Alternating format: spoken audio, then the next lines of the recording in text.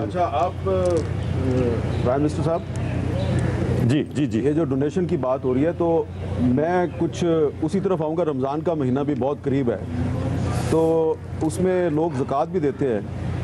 تو جب آپ کرکٹ کھیلتے تھے تو جہاں تک مجھے یاد پڑتا ہے جو آپ کی کرکٹ سے جو آمدنی ہوتی تھی اس پر آپ کی والدہ جو ہیں وہ زکوٰۃ دیا کرتی تھی. پھر جب ان کا انتقال ہو گیا تو شاید آپ کو یاد نہیں رہا، آپ نے پیسے انویسٹ کر دیے اسٹاک مارکیٹ میں اور اس میں کریش ہو گیا. 87 کی بات ہے شاید، تو آپ کو نقصان ہو گیا. اس سے پھر آپ کی ایک اسپرچول ٹرانسفارمیشن شروع ہوئی. اپنے پرسنل ایکسپیرینس سے بتائیں کہ یہ جو ہم اپنی آمدنی پہ زکوٰۃ دیتے ہیں یہ کتنی ضروری ہوتی ہے، اور آپ نے پھر جب یہ دینا شروع کیا تو پھر آپ کو کیا کیا ملا؟ یہ حامد آپ نے ایک بات کی میں سب کے سامنے آپ کو کہنا چاہتا ہوں کہ میں کبھی دیکھیں ایک کرکٹر تھا جو کامیابی ہوتی تھی کمپٹیشن میں، سیکنڈ آنے کے کوئی پرائز نہیں ملتے تھے. تو وہ ایک کیا ہوتا تھا کہ اگر آپ کامیاب نہ ہوئے تو یعنی ایک کلر انسٹنکٹ ہو، اگر آپ میں نہ ہو تو آپ کامیابی نہیں ہو سکتے اسپورٹس میں. تو اس میں بدقسمتی سے ایک یہ بھی تھا کہ کوئی انسان کے اندر وہ رحم ختم ہو جاتا ہے. مثلا اگر آپ کے مخالف کے لیے آپ کو رحم ہو جائے تو آپ جیت ہی نہیں سکتے. تو یہ میرے میں کبھی بھی نہیں تھا. تو میری والدہ تو دیا کرتی تھی جو بھی پیسے آتے تھے زکوٰۃ. جب وہ 1985 میں جب وہ فوت ہوئی تو اس کے بعد میں نے سوچا کہ میں چلیں انٹرسٹ نہیں لیتا لیکن میں اسٹاک میں ڈال دیتا ہوں پیسے. اسٹاک مارکیٹ میں 87 میں کریش ہو گیا، پیسے میرے اس میں چلے گئے. لیکن وہ ساتھ ساتھ پھر ایک میرے میں تبدیلی بھی آئی. ایک میاں بشیر صوفی تھے، انہوں نے بڑے عظیم آدمی تھے جو انہوں نے راستہ بدلا. تو اس کے ساتھ ساتھ میں ہاسپٹل بھی بنانا شروع ہو گیا. تو میں صرف ایک چیز کہتا ہوں پبلک جو بھی لوگوں کو، میں اپنے بچوں کو خاص طور پہ یہ کہتا ہوں کہ یہ اللہ کی سب سے بڑی نعمت ہے اگر آپ کو یہ سمجھ آ جائے کہ جب آپ اللہ کی راہ میں دیتے ہیں، اور کئی لوگ اللہ کی راہ میں دیتے ہیں اور وہ ان کی نیت، کیونکہ اللہ نیت جانتا ہے تو وہ اور انٹینشن سے دیتے ہیں، دکھاوے کے لیے دیتے ہیں. اللہ تو جانتا ہے کس لیے آپ دیتے ہیں. لیکن جب آپ اللہ کی راہ میں دیتے ہیں کبھی بھی انسان جو ورڈ ہے خسارے میں نہیں رہتا، اور ہمیشہ آپ کو اللہ اور اتنی اور طریقے سے آپ کو دل میں سکون دیتا ہے اور چیزیں دیتا ہے. تو میں زندگی میں جب میں ہاسپٹل میں کے لیے پیسے اکٹھے کرنے کے لیے دنیا میں نکلا تو میں بڑے مختلف قسم کے انسانوں کو ملا. وہ لوگ جن سے میرا کرکٹ کے دور میں کوئی ان سے رابطہ نہیں تھا یا میٹنگ نہیں تھی، اور وہ لوگ تھے جو پیسے زیادہ بھی نہیں تھے، بینک بیلنس میں زیادہ بھی پیسے نہیں تھے، لیکن بڑے مطمئن لوگ تھے، سکون میں تھے وہ لوگ. تو اصل میں جو امیری ہے، میرا ایک نٹ شیل میں یہ ہے کہ امیری جو ہوتی ہے وہ انسان کے بینک بیلنس اور آپ کی امیری میں کوئی تعلق نہیں ہے. وہ ایک اندر آتی ہے، ایک انسان کے اندر سے چیز نکلتی ہے جو انسان یہ سمجھ جاتا ہے کہ زندگی میں اللہ خوشی اللہ کی طرف سے آتی ہے، اور وہ تب آتی ہے جب آپ اللہ کی مخلوق کی خدمت کرتے ہیں. جی ہمارے ساتھ ہیں ابھی انور محمود صاحب. اطہر محمود صاحب. اطہر محمود صاحب السلام علیکم. جی وعلیکم السلام ورحمۃ اللہ. جی کیا کہیں گے؟ ویلکم ٹو دا شو. جی میں ڈاکٹر اطہر محمود بول رہا ہوں، وائس چانسلر اسلامیہ یونیورسٹی بہاولپور. اور اسلامیہ یونیورسٹی بہاولپور کے امپلائیز کی طرف سے ہم نے 7 ملین روپیز جمع کیے ہیں prime ministers corona relief fund کے لیے. ماشاءاللہ جی، بہت شکریہ.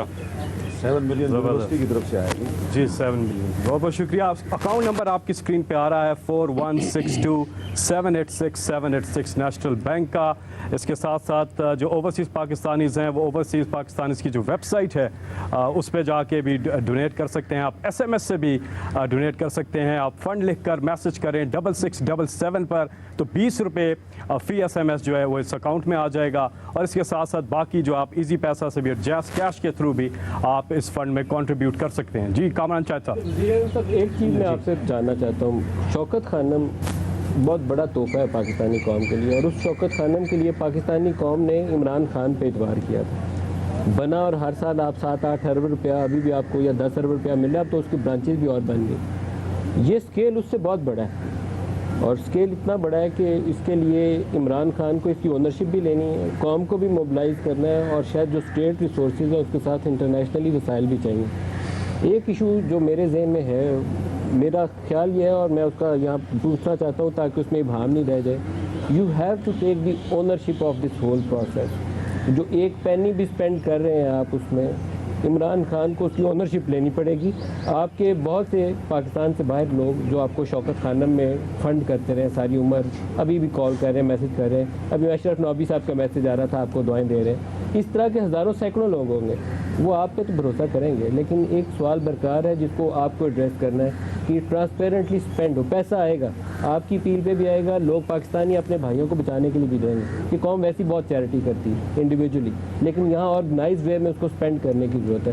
آپ کے ذہن میں اس کی حکمت عملی ہے؟ جی بالکل ندیم، دیکھیں ایک تو ویسے آپ نے کہا شوکت خانم کا، مجھے تھوڑا سا ڈر لگا ہوا ہے کہ کیونکہ یہ شوکت خانم کے لیے ہمیں خسارہ ہوتا ہے 10 ارب کا ہر سال، اور ہر سال پچھلے سال سے زیادہ لوگ دیتے ہیں، تو ایک طرف مجھے ہوتا ہے تھوڑا سا کہ اب یہ سارا اس وقت اٹینشن کرونا کی اور ٹھیک جانی بھی اس طرف چاہیے، کیونکہ اس وقت بہت زیادہ لوگ بڑی مشکلوں میں ہیں اس وقت، لیکن میرا پھر اللہ میں ایمان ہے، کیونکہ کوئی بھی اتنا زیادہ جو ایک ہاسپٹل 70 کروڑ روپے میں بنا ہو اور اس کا سالانہ خسارہ 10 ارب روپیہ ہو اور ہر سال اس سے زیادہ پیسہ ہے، تو یہ کوئی انسان تو کریڈٹ نہیں لیتا، یہ تو اللہ کرتا ہے۔ دیکھیں ندیم، میں آپ کو یہ بتاؤں کہ میں نے ایک دم جب شروع میں جیسے یہ ہمیں پتہ چلا کہ ایک دم لوگ گھروں میں بند ہو گئے ہیں، اور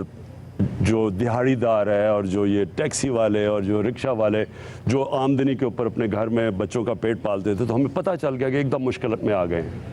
تو لیکن میں نے تب تک یہ فنڈ ریزنگ یہ فیصلہ نہیں کیا جب تک ہم نے پورے اپنے جو کنٹرولز تھے فنڈ، دیکھیں پیسے اکٹھے کرنے کا سب سے بڑا اصول یہ ہے کہ یہ بہت بڑی ذمہ داری ہوتی ہے کہ آپ لوگوں کے پیسے اکٹھے کر رہے ہیں، تو جب تک آپ کے فائنینشیل کنٹرولز ٹھیک نہیں ہوتے کبھی پیسہ نہ اکٹھا کریں، کیونکہ ایک جب اللہ کے نام پہ آپ پروجیکٹ کرتے ہیں تو بہت بڑی ذمہ داری ہوتی ہے کہ جو آپ پیسہ اکٹھا کریں وہ ٹھیک جگہ پہ جائے۔ تو ہم نے یہ جو احساس پروگرام تھا، اس کے پہلے چیکس پورے ہوئے، اب یہ جو پروگرام آپ دیکھ رہے ہیں کہ جو لوگوں کو پیسے دے رہے ہیں، کبھی پاکستان کی تاریخ میں اتنا زیادہ پیسہ نہیں دیا گیا، کبھی پیسہ نہیں دیا گیا۔ تو اس کی جو پوری تیاری تھی، اس کی جو سارے کنٹرولز تھے، پہلے وہ کمپلیٹ ہوئے۔ اب ہمارے پاس کوئی بھی جو ہم پیسہ دے رہے ہیں 12,000 روپیہ دیتے ہیں، یہ باقاعدہ بتا سکتے ہیں کہ کس تحصیل میں کس یونین کونسل میں پیسہ گیا، لوگوں کے نام کون سے ہیں، سب کچھ کمپیوٹرائزڈ ہے، اس کے اندر کوئی انسانی مداخلت نہیں ہے۔ اور آپ یہ پولیٹیکل یہ دیکھ لیں کہ اس پہ کوئی پولیٹیکل کنسیڈریشن نہیں ہے کہ ابھی تک جو سب سے زیادہ پیسہ ڈسٹریبیوٹ ہوا ہے وہ سندھ کے اندر ہوا ہے، جدھر ہماری گورنمنٹ نہیں ہے۔ وہ کیوں ہوا ہے؟ کیونکہ یہ صرف پاورٹی کے نام، جدھر غربت زیادہ ہے ادھر یہ پیسہ جا رہا ہے۔ سو وہ سارا کدھر سے آیا؟ وہ جو پرانے ڈیٹا بیس ہیں جن کو ہم نے ٹھیک کیا، جو بس کا ڈیٹا بیس تھا پھر اس کو ہم نے ٹھیک کیا، اس میں سے لوگ نکالے جو کہ غلط لوگ، اس میں 8 لاکھ لوگ نکالے، پھر اس میں ایڈیشن کی۔